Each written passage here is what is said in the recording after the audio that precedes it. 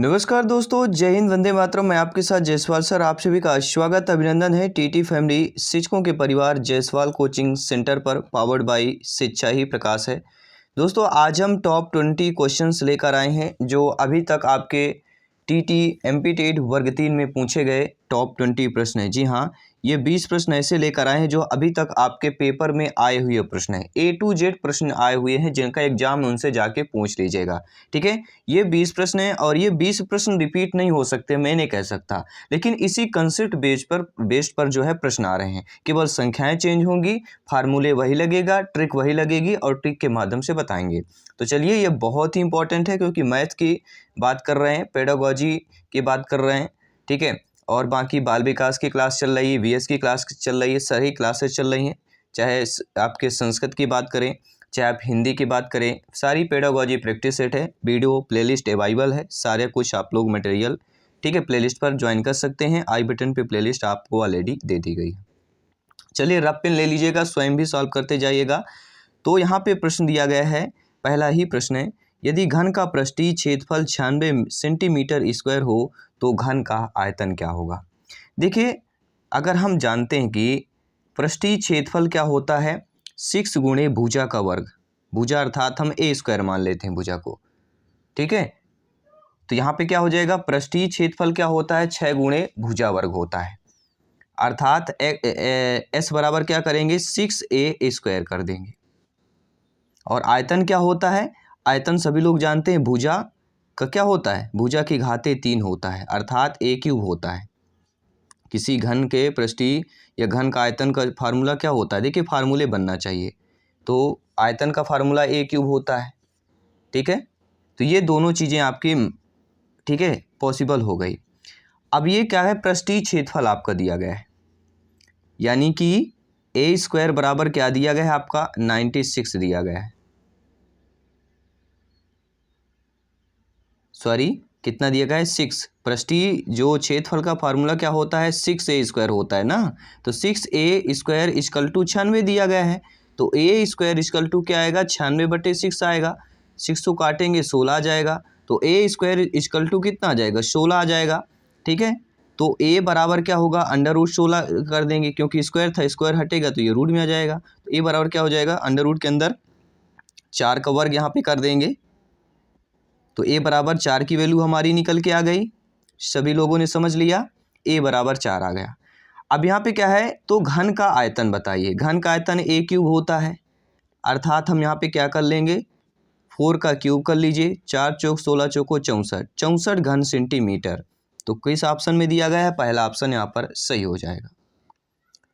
दूसरा प्रश्न दिया गया है साथियों, किसी वर्ग का क्षेत्रफल 1 सेंटीमीटर है, यदि उसकी भुजा दुगनी कर दी जाए तो नया क्षेत्रफल क्या हो जाएगा। ये प्रश्न पूछा गया है। देखिए, किसी वर्ग का क्षेत्रफल, तो वर्ग के क्षेत्रफल सभी लोग जानते हैं, भुजा वर्ग की बात कर रहे हैं। किसकी बात कर रहे हैं, भुजा के वर्ग की बात कर रहे हैं। तो भुजा वर्ग मान लेते हैं, x मान लेते हैं। ठीक है, और ये कह रहा है भुजा अगर दुगनी कर देंगे तो भुजा स्क्वायर है। ठीक है, भुजा को दुगनी कर देंगे तो 2 स्क्वायर बराबर वैल्यू हमारी कितनी आ गई, x की वैल्यू कितनी करके आ गई, 4 आ जाएगी। तो नया क्षेत्रफल हमारा कितना हो जाएगा, 4 गुना हो जाएगा। पहला ऑप्शन सही हो जाएगा। यदि एक बॉक्स में 200 सिक्के हैं जिनमें से आधे सिक्के 10 रुपए के हैं और आधे सिक्के 5 रुपए के हैं, तो कुल कितने रुपए हैं। बहुत ही आसान सिंपल साधारण सा प्रश्न है। भैया 200 सिक्के हैं, 200 का आधा क्या होता है, 100 होता है। ठीक है, 100 धन 100 कर लेंगे, आधा आध।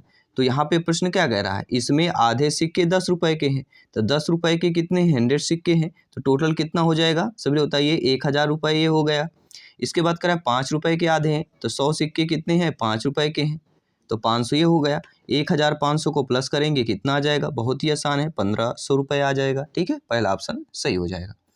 आई होप सभी प्यारे मित्र अच्छे तरीके से समझ लिया होगा। अब बात करेंगे अगले प्रश्न की। बी किसी कार्य को जितने समय में करता है उसके 1/6 में एक आधा कार्य करता है। यदि दोनों मिलकर इस कार्य को 10 दिन में समाप्त करें तो बी अकेला कितने दिन में कार्य को इस कार्य को समाप्त करेगा। प्रश्न को समझिएगा। देखिए, बहुत ही आसान है, 2-3 लाइन का प्रश्न है, ध्यानपूर्वक समझिए। माना कुल, यहाँ पे संख्या की अगर बात करें, ठीक है, सभी लोग बताइए इस क्वेश्चन का आंसर हमारा क्या हो जाएगा। देखिए समझिएगा, बी कार, देखिए एक फार्मूला आपको समझ लेना है कि कार बराबर या काम बराबर क्या होता है, क्षमता गुणे समय। ये फार्मूला लिख लीजिएगा, कार या काम बराबर क्षमता गुणे समय होता है, ठीक है। और काम जो है, कार आप देखिएगा, कार क्या क्या क्या हुआ है, पहले कार जो हो रहा है वह क्या कह रहा है, बी जो है किसी कार को जितने समय में करता है उसके 1/6 समय में ए आधा कार कर लेता है। तो ए क्या करता है, आधा। तो बी मान लीजिए यहाँ पे बी मान लीजिए, यहाँ पे ए मान लीजिए, ए आधा कार कर रहा है, मतलब बी जो कार है वह एक करेगा, तो ए कितना कर रहा है, 1/2 आधा कार कर रहा है। यदि दोनों मिलकर इस कार को 10 दिन में समाप्त करते हैं, ठीक है, तो बी अकेला कितने दिनों में समाप्त करेगा। तो बी किसी कार को जितने समय में करता है उसके 1/6 समय। अब यहाँ पे कार हमारा ये हो गया, ये कार वाला हो गया। अब समय वाला देखिएगा, समय क्या कर रहा है, 1/6 कर रहा है, मतलब ए बी का 1 आ जाएगा और ए वाला हमारा 6 आ जाएगा। तो यहाँ हम 6 डिनोट कर देंगे। अब यहाँ पे देखिएगा, अब हमारा फार्मूला लगेगा यहाँ पे क्षमता वाला। हमने क्या फार्मूला बताया था आपको कि कार बराबर या काम बराबर क्या होता है, क्षमता गुणे समय होता है। तो यहाँ से क्षमता का फार्मूला क्या निकल के आएगा, कुल समय व कुल काम बटे समय निकल आएगा। क्या होगा, कुल काम बटे समय निकल के आ गए। तो कुल काम यहाँ पे देखिए कितना हो रहा है आपका, कुल काम जो है कार, यहाँ पे देखिएगा कितना हो रहा है, कुल काम बटे हम समय करेंगे, अर्थात इसका अनुपात 1/6 अनुपाते 1/2 निकल के आ जाएगा। क्या निकल के आएगा, 1/6 अनुपाते 1/2 अनुपात निकल के आ जाएगा। इतना आपने समझ लिया। अब देखिएगा दोनों में जो अंतर अगर देखा जाए 1/6 और 1/2 में, तो 1/3 निकल के आएगा, इसका 1/3 निकल के आ जाएगा। जब आप इसको सॉल्व करेंगे तो 1/3 निकल के आ जाएगा आपका। समझ गए होंगे आई होप सभी लोग। तो 1/3 हमारा जब इनका दोनों का निकला, दोनों का रेशियो को जोड़ते हैं तो 4 होता है, अर्थात कुल समय कितना हो जाएगा, यहाँ पे कह रहा है 10 दिन समाप्त करें। यदि दोनों मिलकर इस कार को 10 दिन में समाप्त करें, दोनों को मिला दिए 4 हो जाएगा, तो 10 गुणे कितना होता है, 40 हो जाता है, तो 40 दिन लगेगा। ठीक है, तो यहाँ पे सी वाला ऑप्शन सही हो जाएगा। चलिए एक बार और समझा लेते हैं, हो सकता है आपने ना समझा हो, ठीक है, जल्दी समझाएंगे। ये फार्मूला सभी को इतना तो पता होगा, कार बराबर क्षमता गुणे समय। तो यहाँ पे बी मान लीजिए, यहाँ पे ए मान लीजिए, और यहाँ पे आपका कार्य दिया गया है और ये आपका समय हो गया। देखिए बी जो है किसी कार को जितने समय में करता है, ए उसका आधा करता है, मतलब बी 1 कर रहा है तो ए कितना कार कर रहा है, 1/2 कर रहा है। समय 1/6 दिया गया है, ठीक है। तो ए यहाँ पे कर रहा है ना, ए आधा कार कर रहा है। तो बी किसी कार को जितने समय में करता है उसके 1/6 समय में ए आधा। तो यहाँ पे 6 दिया गया है, तो 1 यहाँ पे आ जाएगा, 6 यहाँ पे आ जाएगा। 1/6 समय में ऐसा दिया गया है ना, ये आपका फार्मूला बन गया। अब इसी में आपको क्षमता का फार्मूला लगा लेना। क्षमता बराबर क्या होता है, कुल काम बटे समय। तो कुल काम हमारा क्या होता है, 1/6 हो जाएगा। ए मानेंगे तो 1/6 कर लेंगे, और यहाँ पे आपका 1/2 दिया गया है तो 1/2 कर लेंगे। 1/2 गुणे 1 करेंगे तो 1/2 ही आएगा, ठीक है। या 1/2/1 करेंगे, 1/2 ही आएगा। तो 1/6 अनुपाते 1/2 आ गया। इसका जब सॉल्व करेंगे 1/3 आ जाएगा, ठीक है। और दोनों मिलकर कितने कार्य कर रहे हैं 10 दिन में, तो दोनों को मिला के अनुपात 4 हो जाएगा। तो 10 गुणे 4 कर दीजिए, 40 दिन हमारा सही आंसर हो जाएगा ट्रिक के माध्यम से। 1 घंटा 15 मिनट और 45 मिनट का अनुपात कितना होगा। बहुत ही सिंपल है, 1 घंटा मतलब 60 मिनट, 15 मिनट अनुपाते 45 मिनट, 60 15 75 अनुपाते 45 को काट लीजिए। काट लीजिए, सभी लोग काटिए। यहाँ पे 5 से काट लीजिए, 75 को कितना आ जाएगा, 15 पना 75, 15 अनुपाते 5 से इसको काटेंगे 9, 15 अनुपाते 9 आएगा। इसको काटेंगे 3 पचे 15, 3 ते 9, 5 अनुपाते 3 आ जाएगा। तो 1 घंटा 15 मिनट 45 मिनट का कितना हो जाएगा, 5 अनुपाते 3, बी वाला ऑप्शन सही हो जाएगा। देखिए ए प्लस बी किसी काम को 28 को दिन में जो है पूरा करता है, तो ए प्लस बी प्लस सी उसी काम को 21 दिन में पूरा करते हैं, तो सी के काम करने के कितने दिन की बात करेंगे। बहुत ही सिंपल साधारण सा प्रश्न, यहाँ पे इसका सॉल्व करेंगे। देखिए यहाँ पे करना क्या है आपको, ए प्लस बी दोनों मिलकर कार्य करते हैं 28 दिन में, और यहाँ पे ए प्लस बी प्लस सी ये मिलके कार्य करते हैं 21 दिन में। इन दोनों का एलसीएम निकाल लीजिए। इन दोनों का एलसीएम 84 आएगा। सी वाला ऑप्शन सही हो जाएगा। तो सी काम कितने दिनों में पूरा करेगा? 84 दिन में। दोनों का एलसीएम निकालना बस हो गया और कुछ नहीं करना है। अगला प्रश्न दिया गया है, एक घनाभ की लंबाई 15 सेंटीमीटर, चौड़ाई 10 सेंटीमीटर, ऊंचाई 25 सेंटीमीटर है। घनाभ के आयतन का सेंटीमीटर में बताइए। देखिए, घनाभ के आयतन का फार्मूला सभी को पता होगा, लंबाई गुणे ऊंचाई गुणे चौड़ाई होती है घनाभ के आयतन का। और घनाभ के पार्श्व पृष्ठ का क्षेत्रफल क्या होता है? सभी लोग जानते हैं 2h, यहाँ पे 2h L धन B। ठीक है, पृष्ठीय क्षेत्रफल की बात करेंगे। लेकिन जो आपका घनाभ के आयतन की बात करते हैं तो L गुणे B गुणे H होता है, जो आपके ऑप्शन में दिया गया है। तो आपको करना क्या है? 15 गुणे 10 कर लीजिए गुणे 25 कर लीजिए। तो 25 दाहम 250 और 250 गुणे 15 करेंगे 3750 आ जाएगा। ठीक है, तो यहाँ पे जो आपका पहला ऑप्शन दिया गया है वह सही हो जाएगा। अगला प्रश्न दिया गया है कि 5 पदों का औसत 50 है। यदि पहले 4 पद 45, 42, 19 और 84 हो तो अंतिम पद क्या होगा? देखिए, सभी लोग जानते हैं कि औसत निकालने का फार्मूला क्या होता है? उतनी संख्याओं का योग बटे उनकी संख्या। तो 4 जो हमारे पहले पद दिए गए हैं 45 धन 42 धन 19 और 84। मान लीजिए पाँचवा या अंतिम पद x है बटे टोटल संख्या है 5 का भाग कर दीजिए, बराबर औसत कितना? बराबर 50 कर दीजिए। इनका टोटल योग कर लीजिए। ऊपर कितना आ रहा है? तो ऊपर आप लोग देखेंगे कितना आ रहा है। सभी लोग टोटल योग करके बताइए। 190 धन x आएगा। ठीक है, तो 190 धन x कर लेंगे बटे 5 कर लेंगे, बराबर 50 है आपका। ठीक है, तो 190 धन x बटे 5 था, यहाँ 50 था, तो 5 वाले बटे को यहाँ था तो इसको हम यहाँ लिख सकते हैं, यहाँ आ जाएगा गुणे में। ठीक है, गुणे के रूप में। तो 5 25 250 हो जाएगा।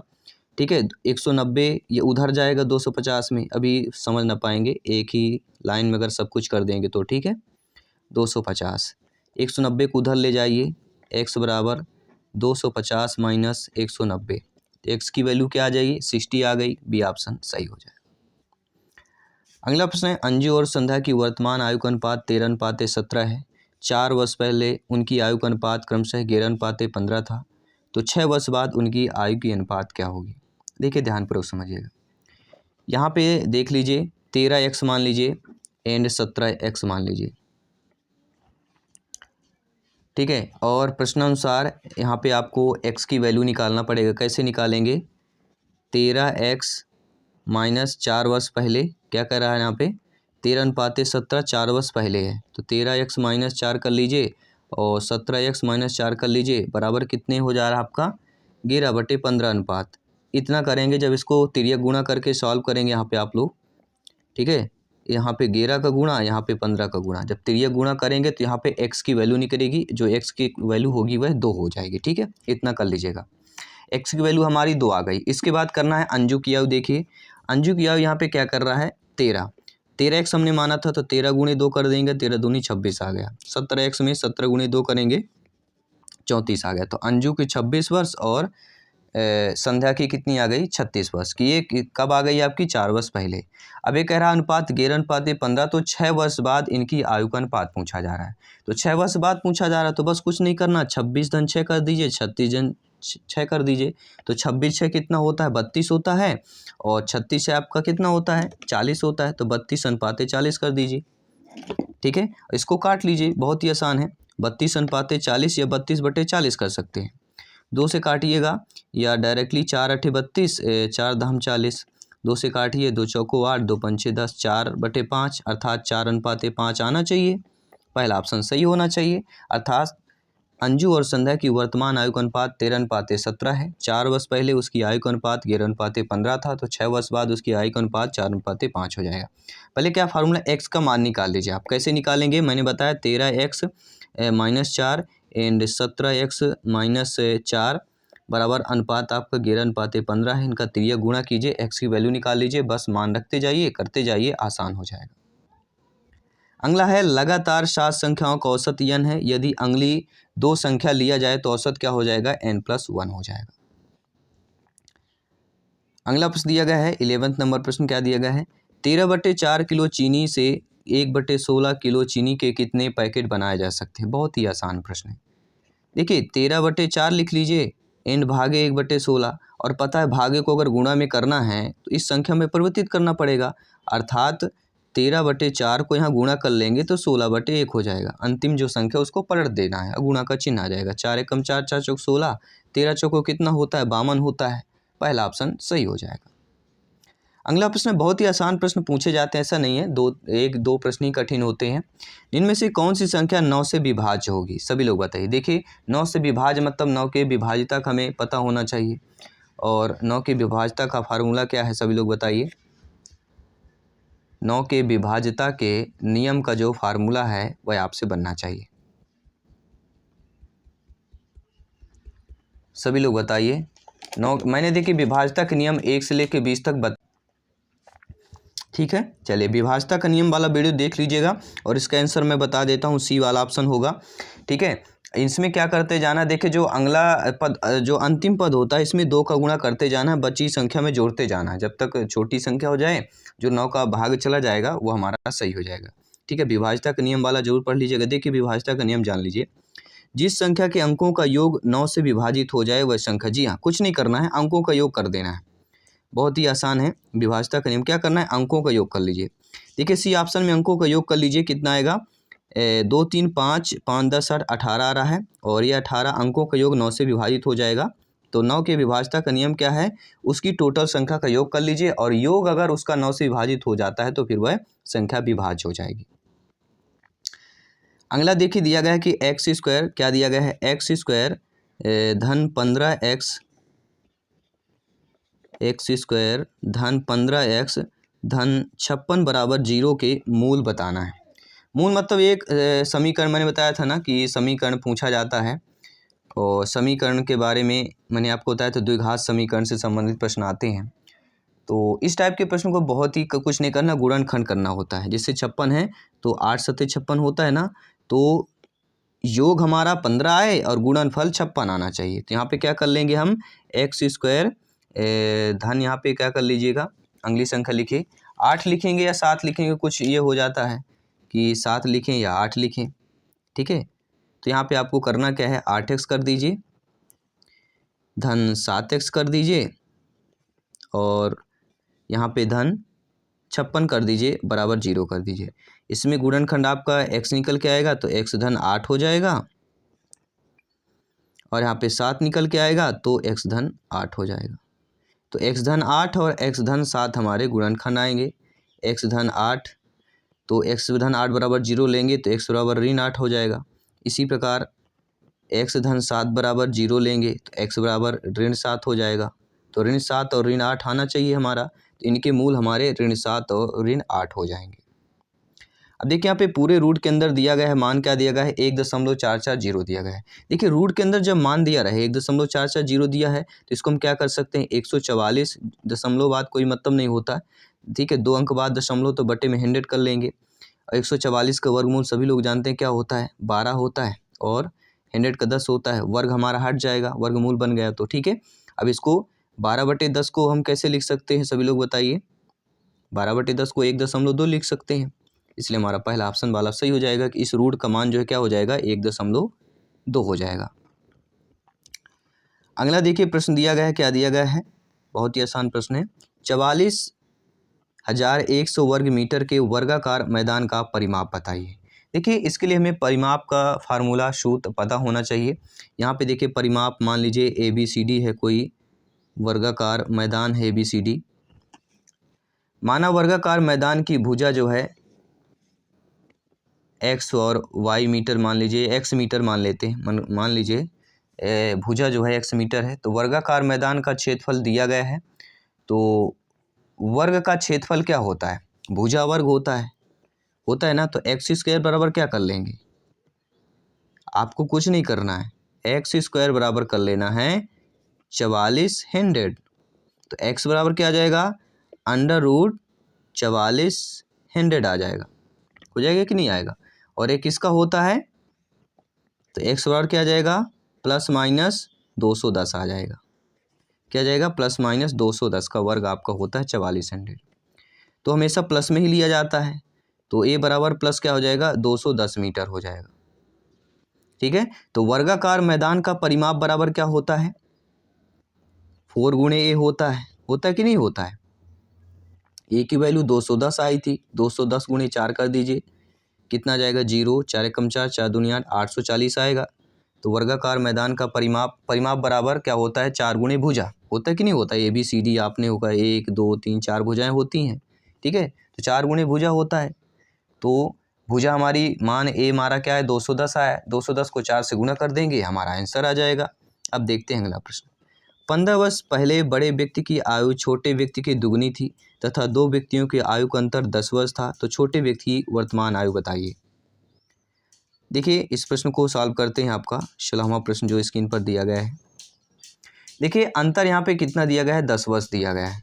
दोनों का अंतर देखिएगा, तो मान लीजिए छोटे व्यक्ति की आयु ए मान लीजिए, तो बड़े की कितनी हो जाएगी, ए प्लस 10 होगी, क्योंकि अंतर है ना। तो छोटे की ए हो जाएगी और बड़े की आयु ए प्लस 10 हो जाएगी। फार्मूले पे आइए, यहाँ पे क्या कह रहा है, 2 व्यक्तियों की आयु का अंतर 10 है, छोटे व्यक्ति की वर्तमान आयु बताइए। 15 वर्ष पहले बड़े व्यक्ति की आयु यहाँ पे दिया गया है, तो 15 वर्ष पहले बड़े व्यक्ति की आयु पूछा गया है। तो यहाँ पे हमारा जो फार्मूला लगेगा वह कौन सा लगेगा, सभी लोग बताइए। बहुत ही आसान फार्मूला है। फार्मूला ये होगा, दुगनी थी ना, देखिए यहाँ पे देखिएगा प्रश्न को, 15 वर्ष पहले बड़े व्यक्ति की आयु छोटे व्यक्ति की दुगनी थी। छोटे व्यक्ति कितनी थी, दुगनी, और 15 वर्ष पहले मतलब a माइनस 15 बराबर कितना हो जाएगा, a प्लस 10 और माइनस 15। 15 वर्ष पहले बड़े व्यक्ति की आयु छोटे व्यक्ति की दुगनी थी, तो यहाँ पे छोटे व्यक्ति में हम दुगनी कर देंगे, और 15 वर्ष पहले तो दोनों में 15 माइनस कर देंगे। ठीक है, और a प्लस 10 हमने माना था, बस इसको सॉल्व कर लीजिए, आपका आंसर आ जाएगा। 2a आ जाएगा, माइनस 30 आ जाएगा, बराबर यहाँ पे करेंगे तो a माइनस 5 आ जाएगा। ठीक है, अब आपको करना है क्या है, 2a को इधर लाइए, तो a बराबर क्या आ जाएगा, माइनस 30 इधर जाएगा तो प्लस में आ जाएगा, तो माइनस प्लस का 30 माइनस का 5, 25 इधर हो गया, और 2a में a गए तो a बराबर हमारा कितना आ गया, 25 आ गया। a की वैल्यू हमारी यहाँ से 25 आ गई, और हमने क्या माना था, छोटे की a माना था और बड़े की a प्लस 10 माना था। ठीक है, दोनों का अंतर 10 है, तो यहाँ पे क्या पूछा गया है, छोटे व्यक्ति की, तो छोटे व्यक्ति की 25 हो जाएगी। अगर यहीं पर बड़े व्यक्ति की पूछा जाता तो 25 प्लस 10 कर देते, तो 35 बड़े व्यक्ति हो जाती, लेकिन प्रश्न यहाँ पे छोटे व्यक्ति की वर्तमान आयु, तो यहाँ पे 25 वर्ष हो जाएगी। ठीक है, चलिए अगला प्रश्न है, यदि किसी आयत का माप जो है 25 सेंटीमीटर गुणे 10 सेंटीमीटर हो तो उसका क्षेत्रफल क्या होगा। बहुत ही अच्छा प्रश्न है, जी हाँ बहुत ही अच्छा प्रश्न है। चलिए इस प्रश्न को सॉल्व कर लेते हैं। देखिए आयत का परिमाप क्या होता है, 2 गुणे लंबाई गुणे चौड़ाई, और आयत का क्षेत्रफल क्या होता है, l गुणे b। तो ये परिमाप होता है, ये क्षेत्रफल होता है, पूछा गया है क्षेत्रफल, तो कुछ नहीं करना है, 25 गुणे 10 कर दीजिए बस, बहुत ही आसान सा प्रश्न है। 25 गुणे 10 250, डी वाला ऑप्शन सही हो जाएगा। यदि किसी आयत का माप जो है 25 सेंटीमीटर 10 सेंटीमीटर दिया हो तो उसका क्षेत्रफल 250 सेंटीमीटर हो जाएगा। अगला प्रश्न है, यदि 2 वृत्तों की परिधियों का अनुपात 25 और अनुपात 30 हो तो उन त्रिज्याओं का अनुपात क्या होगा, सभी लोग बताइए। देखिए बहुत ही आसान प्रश्न है। त्रिज्या का फार्मूला क्या होता है, 2 पाई आर होता है। 2 पाई आर बराबर पहला अनुपात मान लीजिए 25 और 2 पाई आर बराबर 35। इन दोनों को सॉल्व कीजिए। देखिए पहले में आपके आएगा आर, ठीक है, 2 पाई आर बराबर, अगर यहाँ पे पहले वाले में डायरेक्ट करूँ, पहले वाला सोल्यूशन करूँगा, दूसरे वाले का डायरेक्ट लिख दूंगा। ठीक है, 2 पाई आर बराबर 25 दिया हुआ है, तो आर बराबर क्या आ जाएगा, 25 बटे 2 पाई आ जाएगा कि नहीं आएगा। और इसको हम क्या लिख सकते हैं, 25 बटे 2 गुणे 22 और 7 फिर ऊपर चला जाएगा, तो 25 गुणे 7 बटे 2 गुणे 22 अर्थात 44 आ जाएगा। तो पहले आर का हमारा क्या निकल के आया, 25 गुणे 7 44 आया।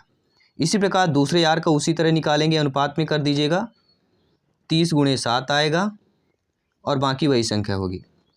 ठीक है, अब इसको क्या करेंगे, अब तिर्यक गुणा कर देंगे, इधर इधर और इधर इधर कर दीजिएगा। ठीक है, तिर्यक गुणा करने के बाद आप देखेंगे सारी संख्याएं कट जाएंगी। कैसे, 25 गुणे 7/44 दिया गया है और गुणे में यहाँ पे आएगा 2 गुणे 22 अर्थात 44 ही कह सकते हैं इसे, और 30 गुणे 7, तो ये से ये गया, 7 से 7 गया, 5 25, 5 6 30, 5/6 बच रहा है कि नहीं बच रहा, तो 5/6 को हम क्या लिख सकते हैं, 5/6 लिख सकते हैं। तो पहला ऑप्शन आपका दिया ही गया है। ठीक है, अगला प्रश्न है, यदि लीला 2 लीटर 970 मिलीलीटर दूध, 1 लीटर 350 मिलीलीटर तेल, तो दूध और तेल का क्या अनुपात होगा। बहुत ही आसान सा प्रश्न है। ठीक है, यहाँ पे डायरेक्टली आप मिलीलीटर में लिख सकते हैं 2970/1350। ठीक है, 0 से 0 काट दीजिए और 297 और 135 को काट दीजिए, किससे कटेगा, सभी लोग बताइए किससे कटेगा। 3 से काटिए, देखिए 3 चौको 12, 3 पचे 15 एंड 3 नवा 27, 3 नवा 27, 99/45। ठीक है, इसको 3 से काटिए, 3 तिकाई 9, 3 तिकाई 9, 15 तियाँ 45, फिर 3 से काटिए, 11 आ गया, 3 पचे 15, 11/5 अर्थात 11/5 अर्थात सी वाला ऑप्शन सही हो जाएगा।